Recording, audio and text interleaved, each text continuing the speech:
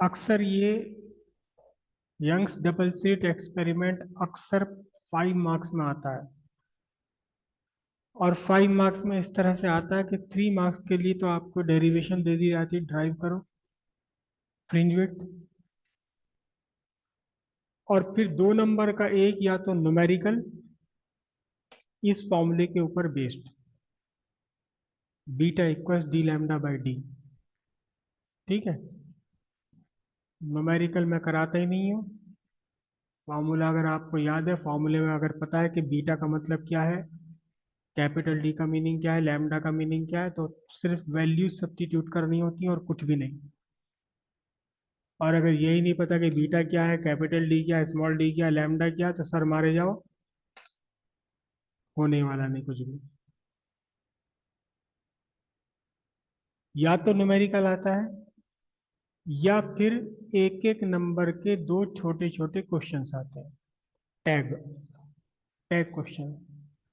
किस टाइप के क्वेश्चन आते हैं? सबसे ज्यादा जो क्वेश्चन आ रहा है, सबसे ज्यादा क्वेश्चन आ रहे हैं, सिंपल सिंपल क्वेश्चंस होते हैं बिल्कुल। पहले तो ये कि पूरा एक्सपेरिमेंट आपने किया रेड लाइट से लेकर के, रेड लाइट से। फिर आपने पूरे एक्सपेरिमेंट में बाकी सब कुछ सेम रखते हुए लाइट रेड से बदल करके ब्लू कर दी, तो बताओ फ्रिंज विड्थ पे क्या इफेक्ट पड़ेगा? करना इसमें कुछ भी नहीं है, करना कुछ भी नहीं है। फ्रिंज विड्थ बीटा और बीटा डैश दोनों इक्वल है, कितनी है? D lambda by D. तो सीधी सी बात है, fringe width directly proportional lambda. Lambda के डायरेक्टली प्रोपोर्शनल है। रेड कलर के लिए लैम्डा लार्जर है और वायलेट कलर या ब्लू कलर के लिए लैम्डा स्मॉलर है। तो सीधी बात है, रेड कलर जब आप यूज करेंगे एक्सपेरिमेंट में तो बड़ी फ्रिंज विड्थ आएगी, और जब आप वायलेट कलर सब्स्टिट्यूट कर देंगे, वायलेट या ब्लू, तो फ्रिंज विड्थ आपकी घट जाएगी, लगभग आधी हो जाती, क्योंकि रेड की वेवलेंथ वायलेट की वेवलेंथ से लगभग दुगनी, 7800 एंगस्ट्रॉम है रेड की, और ये होती है 4000 एंगस्ट्रॉम, तो लगभग दुगनी है, दुगनी फ्रिंज विड्थ आएगी। सेम प्रैक्टिकल करें, सेम एक्सपेरिमेंट करें, सब कुछ सेम रखें, एक बार रेड कलर एक बार वायलेट कलर ले लें, तो रेड कलर वाली की फ्रिंज विड्थ वायलेट वाली से लगभग लगभग डबल आएगी। पहला क्वेश्चन। सेकंड क्वेश्चन इसी में कि फ्रीक्वेंसी पर क्या इफेक्ट पड़ता है। सेकंड क्वेश्चन इसी में, फ्रीक्वेंसी पर क्या इफेक्ट पड़ता है। तो सिंपल सी बात है, beta equals D lambda by D. लेकिन लैम्डा को आप क्या सब्स्टिट्यूट कर सकते हैं? लैम्डा है आपका wavelength, wavelength is equals to speed of light divided by frequency. तो speed of light divided by frequency of light, simple सी बात है, beta inversely proportional to the frequency of light. और यहां भी वही कंडीशन बनती है, frequency of red is less than frequency of violet या ब्लू। तो फिर क्या बनेगा? फिर से वही कंडीशन बनेगी, क्योंकि इनवर्सली प्रोपोर्शनल आ रहा है, तो beta red is greater than beta violet. Second question आता है, डिस्टेंस बिटवीन द स्लिट्स आप इंक्रीज कर दें। क्या चीज? Distance between the slits, slit plane and the screen plane. ये आपका डबल स्लिट प्लेन है, ये सिंगल, ये स्क्रीन प्लेन है। इनके बीच का डिस्टेंस अगर आप इंक्रीज कर देंगे तो क्या होगा? डायरेक्टली प्रोपोर्शनल है, beta beta is equal to D lambda by D. तो सीधी सीधी बात है, beta directly proportional capital D. जितना ज्यादा आप स्लिट प्लेन्स के बीच और स्क्रीन के बीच जितना बड़ा डिस्टेंस रखेंगे, फ्रिंज विड्थ यहाँ उतनी ही बड़ी आपको मिल जाएगी। इसीलिए कैपिटल डी की वैल्यू फ्यू मीटर्स होती है, 3 4 10 5, 10 मीटर तो खैर नहीं होती, लेकिन 4 5 मीटर तक होती है। इसके बाद में effect between the, effect on the distance between the slits, D capital क्या है? D lambda by small D, small D. यहाँ स्मॉल डी क्या है? स्मॉल डी S1 और S2 के बीच का डिस्टेंस है। स्मॉल डी S1 और S2 के बीच का डिस्टेंस है। तो सिंपल सी बात यह है आपकी क्या, कि beta inversely proportional to small D. मतलब अगर आप क्लोज ले लेंगे, बीटा अगर S1 S2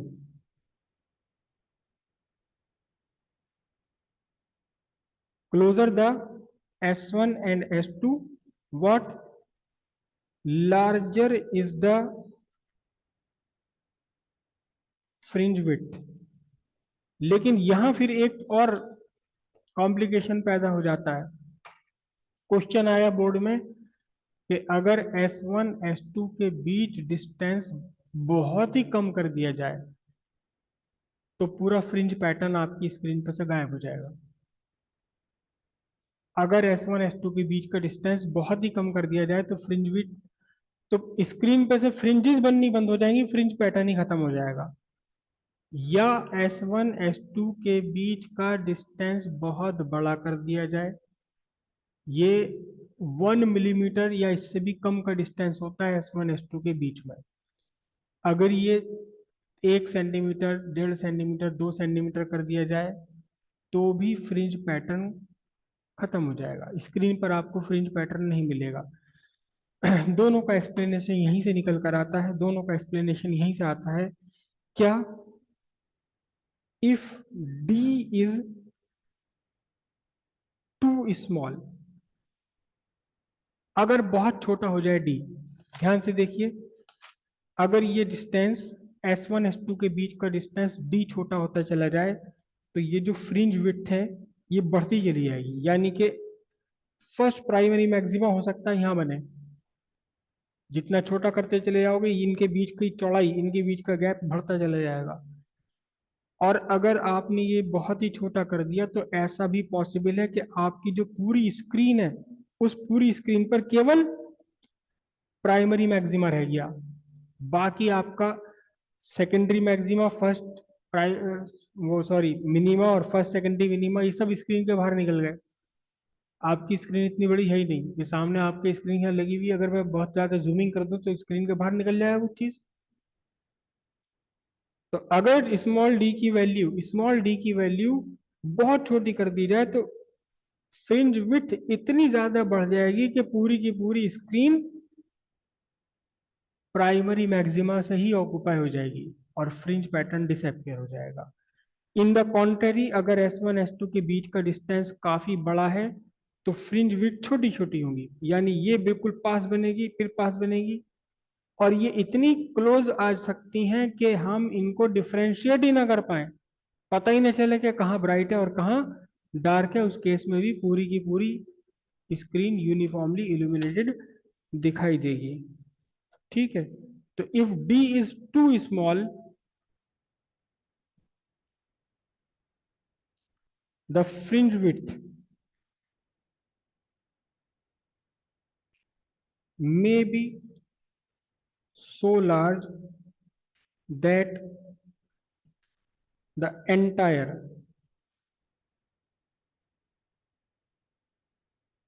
screen is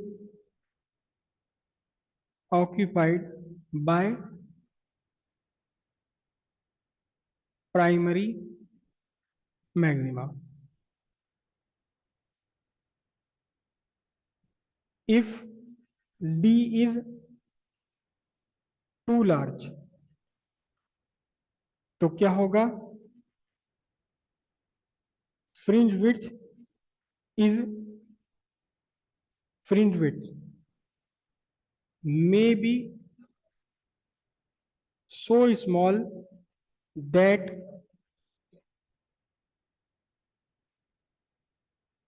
it is difficult to distinguish। क्या चीज? Maxima and minima.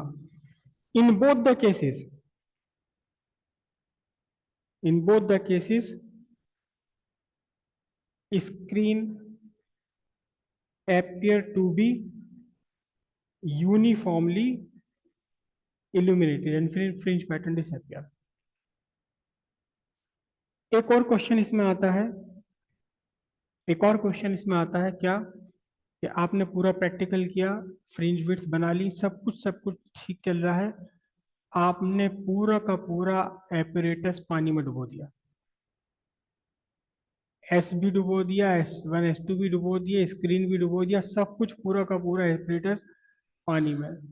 यानी यही पूरा का पूरा जो काम है आपने एयर के बजाय स्विमिंग पूल के अंदर कर लिया। तो अब बताओ फ्रिंज विड्थ पर क्या इफेक्ट पड़ेगा। इस फ्रिंज विड्थ के फॉर्मूले में, इस फ्रिंज विड्थ के फॉर्मूले में कहीं भी मीडियम नहीं आ रहा, कहीं भी मीडियम नहीं आ रहा।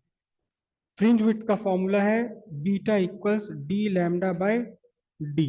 यहां कहीं भी, यहां कहीं भी मीडियम नहीं आ रहा, लेकिन आ रहा है, लैम्डा में आ रहा है। तो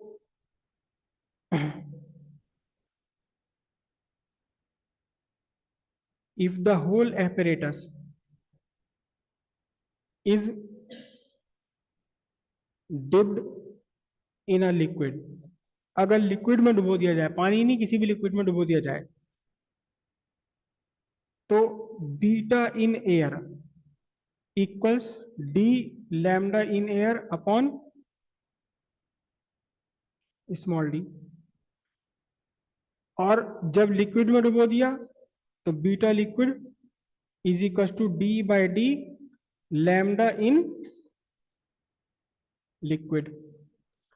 बल्कि एक काम करूं मैं, इसे चेंज कर लूं, डी बाय डी और लैम्डा क्या था, speed of light by frequency, speed of light in air. हालांकि जब आप सी लिख देते हैं तो वो अपने आप ही speed of light in air बन जाता है। और ये क्या बन गया आपका, D lambda by D upon frequency into speed of light in liquid. कहाँ है स्मॉल डी, अच्छा अच्छा नीचे स्मॉल डी, ओके। और इन दोनों को आप डिवाइड कर दीजिए, beta liquid upon beta air, D ये सब कैंसिल हो गया, क्या बना बताओ,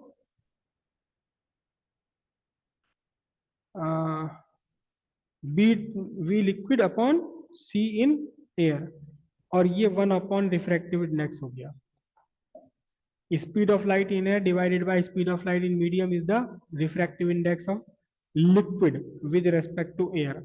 तो सीधी सीधी सी बात है, beta in liquid is equals to beta in air divided by refractive index of liquid with respect to air। और क्योंकि ये जो रिफ्रैक्टिव इंडेक्स है, refractive index of liquid with air, ये हमेशा ग्रेटर देन 1 है, तो इसका मतलब यह है कि जब आप लिक्विड के अंदर इसे डुबो देंगे पूरे को, तो आपकी फ्रिंज विड्थ कम हो जाएगी। किससे कम हो जाएगी, उससे कम हो जाएगी जो एयर में है। एक और क्वेश्चन इसमें आया, 2 बार क्वेश्चन ये आ चुका है एग्जाम में, कुछ हद तक ये न्यूमेरिकल भी है।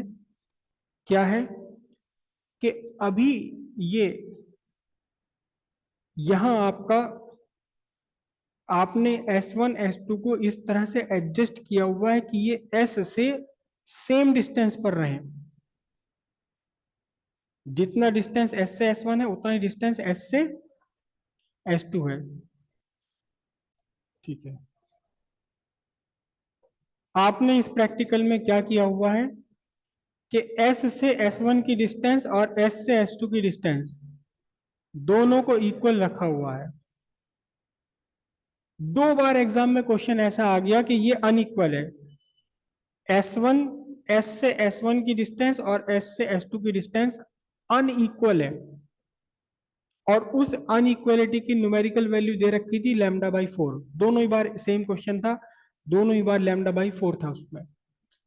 यानी कि SS2 और SS1 के बीच पहले ही एक पाथ डिफरेंस है लैम्डा बाई 4, तो फिर फ्रिंज विड्थ और पैटर्न पर क्या इफेक्ट पड़ेगा,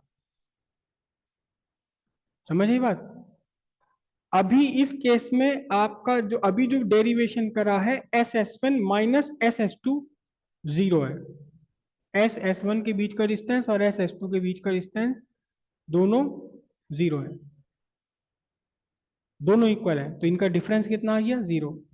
लेकिन अगर इनमें से कोई एक ज्यादा एक कम हो तो फिर दोनों का डिफरेंस जीरो नहीं होगा। ठीक है, तो क्वेश्चन में आपसे क्या कहा गया? क्वेश्चन में आपसे कहा गया कि SS1 minus SS2 already lambda by 4 है, तो अब पूरे फ्रिंज पैटर्न पर क्या इफेक्ट पड़ेगा? कोई भी इफेक्ट नहीं पड़ने वाला, कुछ भी नहीं पड़ने वाला। सिंपल सी बात है, यहां हमने NS2 n लैम्डा लिया था, n lambda plus lambda by 4 ले लो इसे, जो ऑलरेडी इनिशियल पाथ डिफरेंस आ रहा है। S टू n जो पाथ डिफरेंस है, इसको n लैम्डा लिया था, यहां n लैम्डा की बजाय n lambda plus lambda by 4 रख दो, सेम यही निकल कर आएगा।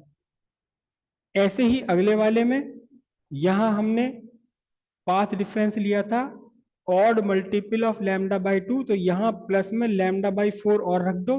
सब कुछ करने के बाद फिर भी अल्टीमेटली यही निकल कर आएगा आपका। तो फ्रिंज पैटर्न पर कोई इफेक्ट नहीं पड़ने वाला। हाँ, एक इफेक्ट जरूर पड़ेगा कि आपकी जो position of central maxima, primary maxima, वो एग्जैक्टली O के टाइम सामने नहीं होगी, बल्कि थोड़ा सा यहां से शिफ्ट हो जाएगी। उतना डिटेल हम नहीं जा रहे फिलहाल। ठीक है, तो कुल मिलाकर के जब SS1 minus SS2 lambda by 4 या कुछ भी अगर है, तो इसका मतलब कोई इफेक्ट नहीं पड़ने वाला पूरे के पूरे फ्रिंज पैटर्न पर। No effect on beta, beta beta dash पर कोई इफेक्ट नहीं पड़ेगा, थोड़ा सा चेंज आ जाएगा। केवल प्राइमरी मैक्सिमा की पोजीशन बदल जाएगी, एग्जैक्टली परपेंडिकुलर बाइसेक्टर पर नहीं जाएगा वो, जिधर कम पार्ट डिफरेंस है उस तरफ शिफ्ट हो जाएगा। ठीक है, वो शिफ्ट आपके सिलेबस में फाइंड करना नहीं है, आईएससी बोर्ड में आज भी वो शिफ्ट फाइंड करने के डेरिवेशन है, कितना शिफ्ट हो जाएगा। उसके बाद इसमें एक क्वेश्चन आता है कि दोनों स्लिट की अगर ओपनिंग अनइक्वल हो, दोनों स्लिट्स की ओपनिंग अनइक्वल हो। अभी हमने स्लिट्स जो बनाई हैं, ये S1 का खुला हुआ पार्ट एपर्चर, S2 का खुला हुआ हिस्सा, दोनों इक्वल साइज के हैं, लेकिन इनमें से S1 पतली है और S2 अगर बड़ी है, S1 पतली है S2 बड़ी है, या S1 की विड्थ ज्यादा है और S2 की विड्थ कम है, तो क्या इफेक्ट पड़ेगा इसके ऊपर? तो क्या इफेक्ट पड़ेगा? फ्रिंज विड्थ पर कोई इफेक्ट नहीं पड़ेगा, क्योंकि फ्रिंज विड्थ के फॉर्मूले में अपर्चर नहीं आ रहा, किसी भी तरह से अपर्चर नहीं आ रहा। किसका अपर्चर? स्लिट S1 और S2 का अपर्चर खुला हुआ हिस्सा, इसमें कभी कहीं आ ही नहीं रहा, किसी भी तरह से नहीं आ रहा, तो फ्रिंज विड्थ पर कोई इफेक्ट नहीं पड़ेगा। लेकिन फ्रिंज पैटर्न पर इफेक्ट पड़ जाएगा, फ्रिंज पैटर्न पर इफेक्ट पड़ेगा। फ्रिंज पैटर्न पर कैसे इफेक्ट पड़ेगा? फ्रिंज पैटर्न पर इफेक्ट कैसे पड़ेगा? फ्रिंज पैटर्न पर इफेक्ट ऐसे पड़ेगा कि अगर दोनों की स्लिट्स की विड्थ ओपनिंग डिफरेंट है, एक का अपर्चर बड़ा है दूसरे का अपर्चर छोटा है, तो सामने पहुंचने वाली लाइट पॉइंट P पर, जो यहां से लाइट पहुंचेगी, इस लाइट की इंटेंसिटी लार्जर होगी, इस लाइट की इंटेंसिटी लार्जर होगी, और जो पतले स्लिट से पहुंचेगी, इस लाइट की इंटेंसिटी कम होगी। इंटेंसिटी का मतलब यहां पहुंचने वाली दोनों वेव्स में से एम्पलीट्यूड A1 और A2 आपके डिफरेंट हो जाएंगे, A1 और A2। A1 और A2 डिफरेंट होने का मतलब क्या हुआ कि जहां मैक्सिमा बनना है वहां तो मैक्सिमा बनेगा ही बनेगा, लेकिन जिस पॉइंट पर मिनिमा बनेगा, minima is not absolute dark, क्योंकि मैक्सिमा मिनिमा पर एम्पलीट्यूड कितना होता है? A1 माइनस A2, और इन दोनों का डिफरेंस जीरो नहीं होगा, एम्पलीट्यूड इज नॉट जीरो। तो फिर मिनिमा वाली पोजीशन पर भी कुछ ना कुछ लाइट की इंटेंसिटी रहेगी।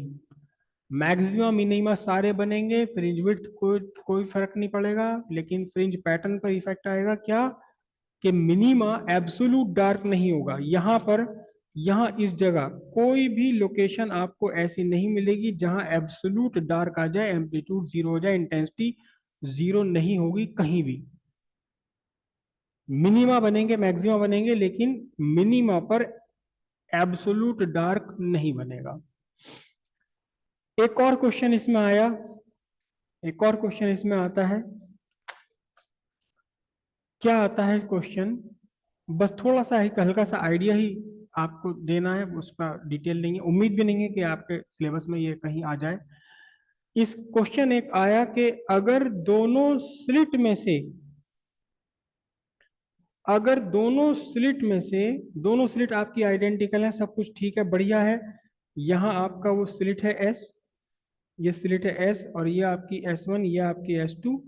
बस इस बार क्या किया, इस बार आपका, आपने स्लिट एस वन के ऊपर एक रख दिया ट्रांसपेरेंट स्लैब, कांच का एक स्लैब रख दिया ट्रांसपेरेंट। 100% ट्रांसपेरेंट भी हो सकता है ये, और लेस देन 100% ट्रांसपेरेंट भी हो सकता है।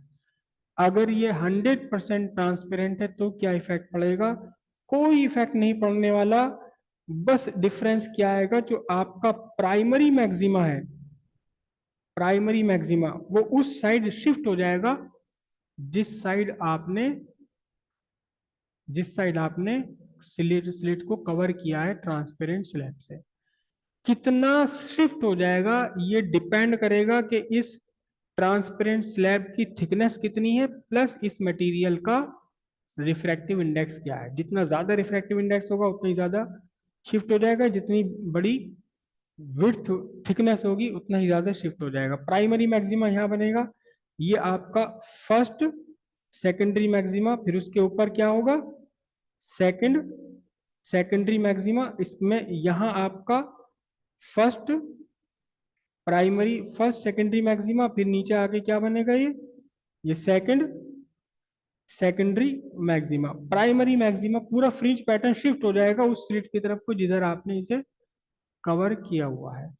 और अगर ये 100% ट्रांसपेरेंट नहीं है तो शिफ्ट के साथ साथ फिर कंडीशन क्या बनेगी, फिर यहाँ स्क्रीन तक पहुंचने वाली दोनों वेव्स के बीच, दोनों वेव्स का एम्पलीट्यूड सेम नहीं रहेगा। तो क्या इफेक्ट पड़ जाएगा कि जहां आपका मिनिमा बनना है, जहां आपका मिनिमा बनना है इनके बीच में, ये मिनिमा 100% डार्क ना होकर के यहाँ भी हल्की सी लाइट आपकी बनी रह जाएगी।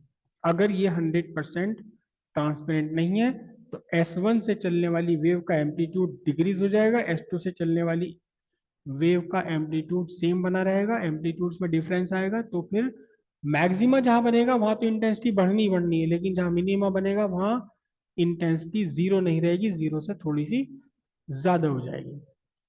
ठीक है, एक और क्वेश्चन इसमें आता है, एक और क्वेश्चन इसमें आता है। ये कौन सी कंडीशन थी, ये कौन सी कंडीशन थी, सेवेंथ कंडीशन।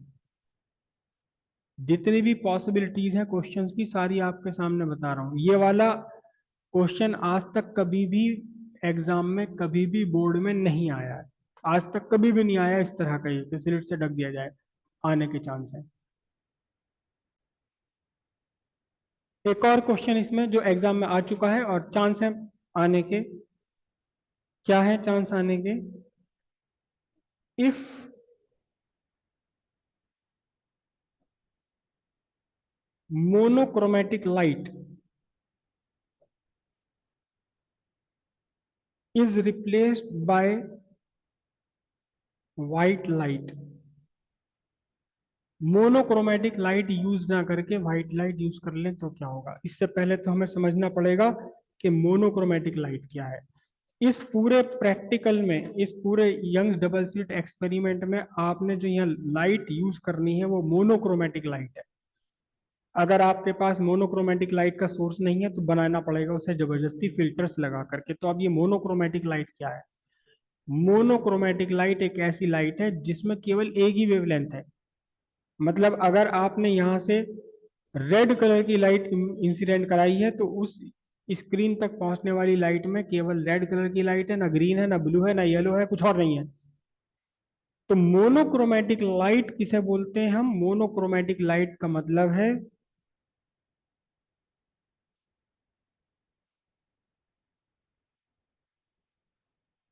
मोनोक्रोमेटिक लाइट का मतलब है लाइट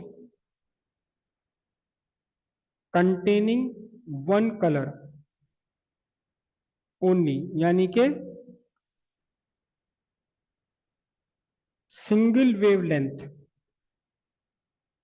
सिंगल वेवलेंथ होनी चाहिए जिस लाइट को आप यूज कर रहे हो।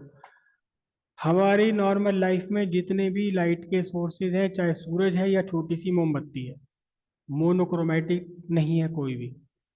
मोनोक्रोमेटिक कोई भी नहीं है। इसीलिए आप प्रिज्म से जब आप पास करेंगे सनलाइट को तो वो ढेर सारे कलर्स के अंदर दिखाई देंगे। स्पेक्ट्रम बनेगा इसलिए क्योंकि इसमें बहुत सारी अलग अलग कलर की लाइट्स हैं। आप मोमबत्ती के सामने रख दो प्रिज्म तो भी बनेंगे कलर्स।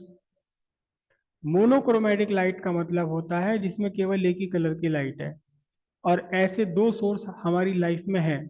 आप सबने खिलौने वाली वो देखी है लेजर, जो रेड कलर की है। कभी आप उसके ऊपर देखो, उसके ऊपर उस रेड कलर की वेवलेंथ लिखी हुई होती है। अगर आपकी ओरिजिनल कंपनी की अच्छी क्वालिटी वाली वो है तो 692 नैनोमीटर, शायद 7000 एंगस्ट्रॉम के लगभग बराबर की बात है। 692 नैनोमीटर। या ग्रीन कलर की अगर वो लेजर है तो उसमें से केवल और केवल ग्रीन ही लाइट निकल रही है, ना रेड निकल रही, ना ब्लू निकल रही, ना येलो निकल रही। तो ऐसी लाइट जिसमें केवल केवल केवल एक ही कलर है उसे हम बोलते हैं मोनोक्रोमेटिक लाइट। तो यंग्स डबल स्लिट एक्सपेरिमेंट आप करेंगे केवल और केवल मोनोक्रोमेटिक लाइट का यूज करके, मोनोक्रोमेटिक लाइट का। इसीलिए तो हमारा ये वाला क्वेश्चन बना है।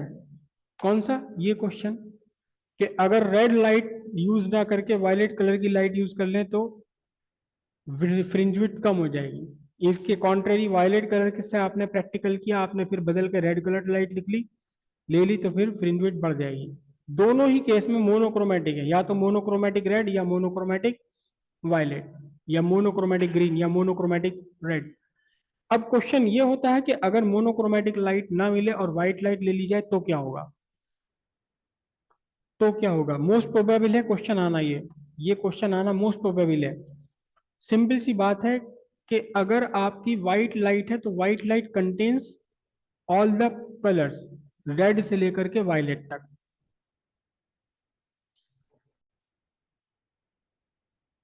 White light contains all the colour from red to violet. लेकिन रेड कलर की वेवलेंथ सबसे बड़ी है और सबसे छोटी है वायलेट की। फिर उसके बाद में इंडिगो, ब्लू, ब्लू ये सब आते हैं बीच में। अगर आपने व्हाइट लाइट ले ली इस डबल स्लिट एक्सपेरिमेंट में तो क्या कंडीशन बनेगी? प्राइमरी लोकेशन पर एक मैक्सिमा बनेगा रेड कलर का, क्योंकि आपकी व्हाइट लाइट में रेड कलर मौजूद है। प्राइमरी लोकेशन पर ही एक मैक्सिमा बनेगा वायलेट कलर की लाइट का।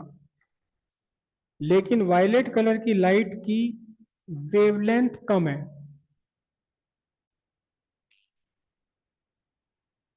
तो एक प्राइमरी मैक्सिमा बना रेड कलर का।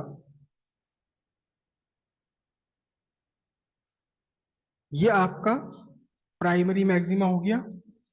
कौन सा? रेड। लेकिन वायलेट की, ब्लू कलर की लाइट तो वेवलेंथ छोटी है, इसलिए प्राइमरी मैक्सिमा एक और बनेगा। लेकिन ये प्राइमरी मैक्सिमा कौन सा होगा? ये आपका वायलेट का होगा।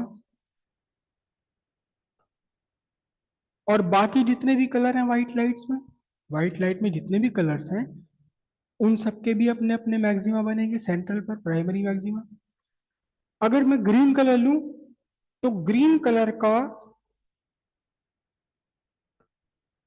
मैक्सिमा रेड वाले से तो छोटा होगा, पतला होगा, लेकिन ब्लू वाले से तो ज्यादा होगा। ये पूरा बनेगा आपका क्या, ग्रीन कलर वाला maxima.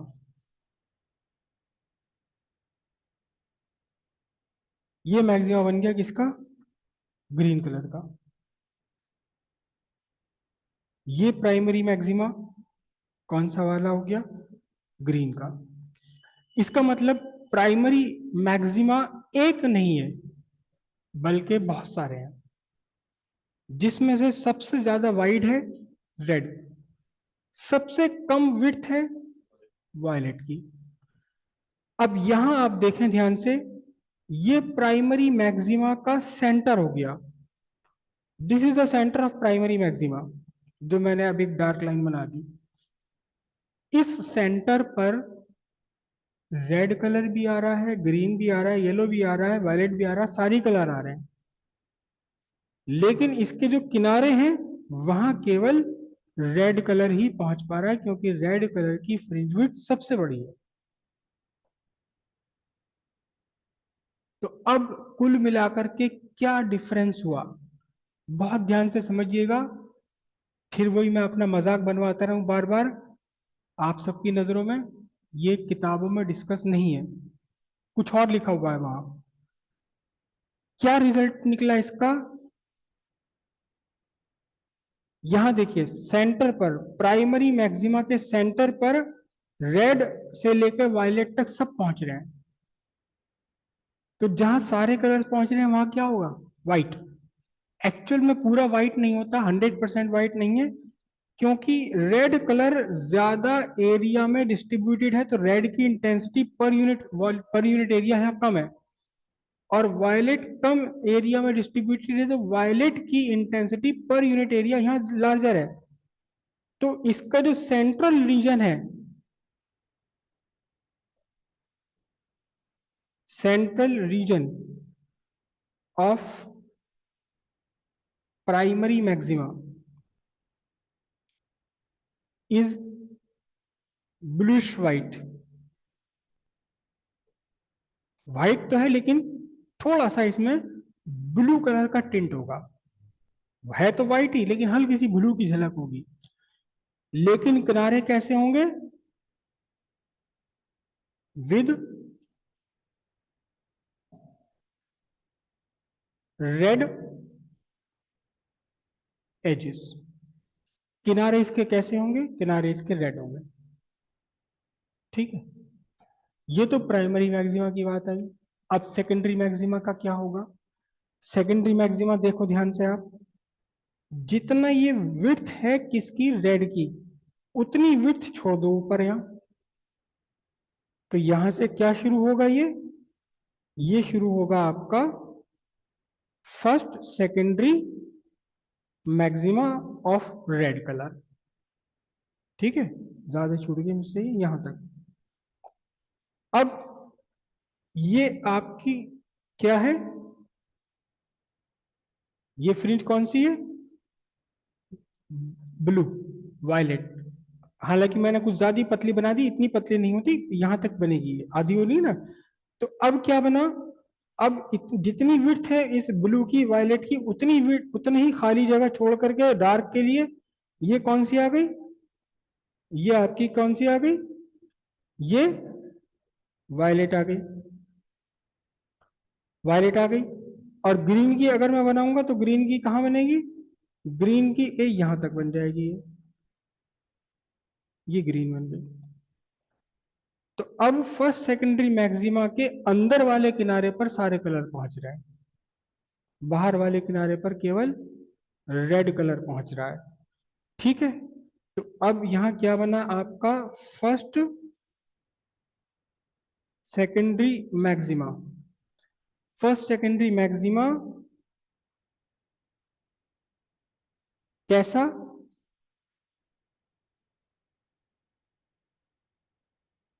Inner as almost white, बिल्कुल एग्जैक्टली व्हाइट नहीं होगी, एंड आउटर एज क्या बनेगी इसकी, red.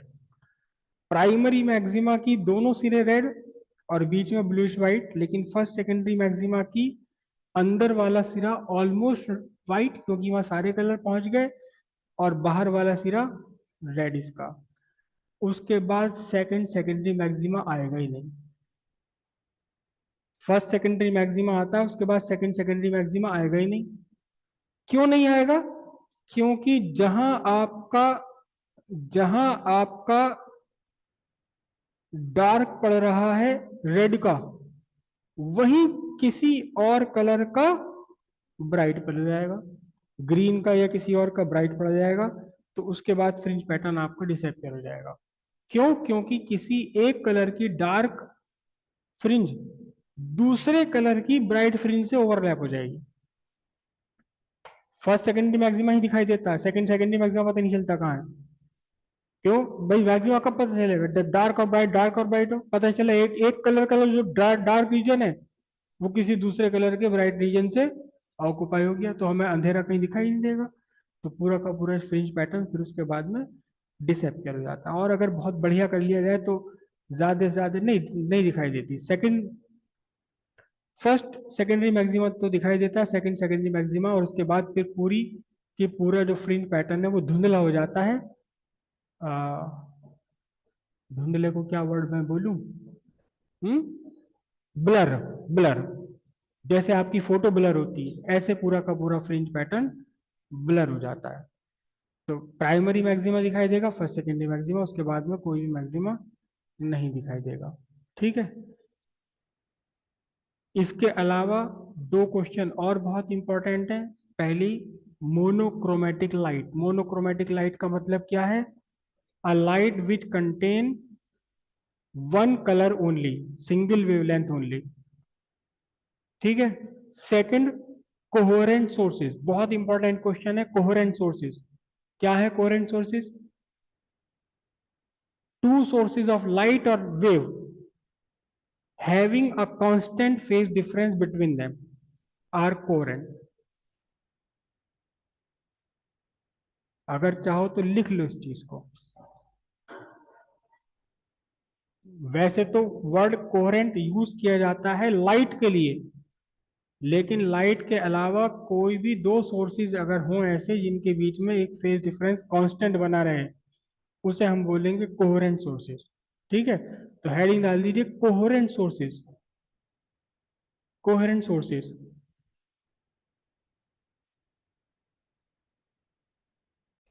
To sources of light, bracket में लिखिए, और any other wave.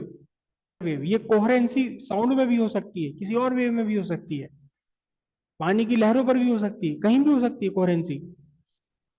To sources, क्या लिखा? For or any other wave emitting, emitting or radiating identical waves. Identical waves, bracket में लीजिए, सेम फ्रीक्वेंसी।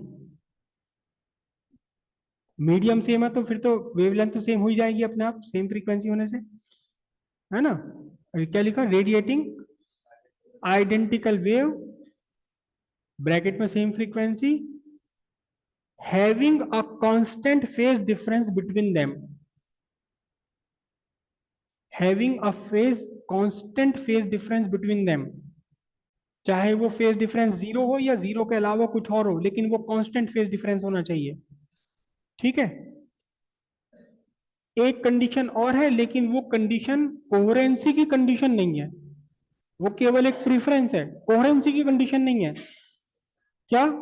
लिखिए इसके आगे, preferably, preferably with same amplitude. लेकिन एम्पलीट्यूड का सेम होना कोहेरेंसी की कंडीशन नहीं है। समझ रहे हो? दो डिफरेंट सोर्सेज, जैसे अभी आप हमने वो डिस्कस किया था कि डबल स्लिट एक्सपेरिमेंट में S1 चौड़ी है और S2 पतली है, तो अब भी कोहेरेंट है दोनों ये, लेकिन इनसे निकलने वाली लाइट की इंटेंसिटी डिफरेंट होगी। तो इंटेंसिटी सेम होना कोहेरेंसी की कंडीशन नहीं है, लेकिन प्रिफरेबली अगर इंटेंसिटी सेम होगी तो हमारे जो भी पैटर्न है, डिफ्रैक्शन पैटर्न या इंटरफेरेंस पैटर्न, वो डिस्टिंग्विशली विजिबल होंगे। अगर इंटेंसिटी सेम नहीं होगी तो वो ब्लर हो जाएंगे, जहां डार्क बनना चाहिए वो 100% डार्क नहीं आएगा, कुछ ना कुछ ब्राइटनेस बनी रहेगी। समझ आई बात? इसी में दूसरा क्वेश्चन आता है कि दो दो इंडिपेंडेंट सोर्स कोहेरेंट क्यों नहीं हो सकते? लिख लीजिए इसमें, two independent sources can never be coherent even a small even a small source contain large number of atoms radiating independently। तो फिर कोहेरेंट सोर्स आएंगे कहां से? फिर लिख लीजिए, coherent sources are obtained by splitting a one by splitting single small source into two sources। जैसे कि आपने डबल स्लिट एक्सपेरिमेंट में किया कि आपने यहाँ पहले एक स्लिट रखी थी, यहाँ पहले आपने एक स्लिट रखी, एक सिंगल सोर्स है, और फिर इसके दो स्लिट आगे लगाई तो एक ही सोर्स दो में स्प्लिट हो गया। इस सोर्स को, एक सोर्स को स्प्लिट करने के कई तरीके होते हैं, ये सिंपलेस्ट तरीका है। इसके अलावा और भी तरीके हैं, निकोल प्रिज्म होता है, रिफ्लेक्शन होता है, कई तरीके होते हैं, लेकिन हमेशा कोहेरेंट सोर्स कैसे बनाए जाएंगे? एक सिंगल सोर्स को आप दो सोर्सेज में स्प्लिट करेंगे, अदरवाइज दो इंडिपेंडेंट सोर्स कभी भी आपस में कोहेरेंट नहीं हो सकते। इसीलिए इस खिड़की से वहां जो लाइट पहुंच रही है, हमें कभी भी फ्रिंज पैटर्न या इंटरफेरेंस पैटर्न नहीं दिखाई देगा।